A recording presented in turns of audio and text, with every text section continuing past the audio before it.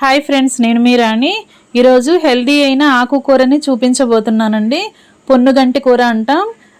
మనం తోటకూరని, గోంగూరని, బచ్చల కూరని, చుక్క కూరని, పాలకూరని ఇలా అన్ని రకాల ఆకుకూరల్ని డైలీ లైఫ్లో మనం తింటూనే ఉంటాం కదా. కానీ ఈ పొన్నుగంటి కూర అంటే చాలామందికి నచ్చదండి.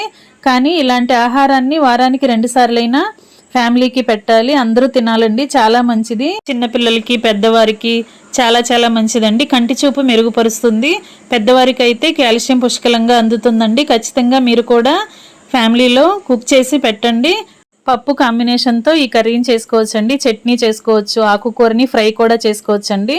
కందిపప్పు, బచ్చలి కూర, టమాటోతో నేను ఫుల్ వీడియో చేశానండి. ఛానల్ని ఒకసారి విజిట్ చేసి ఆ వీడియోని చూడండి. మీ అందరికీ నచ్చేలా ఉంటుందండి రెసిపీ అనేది, కర్రీ అనేది.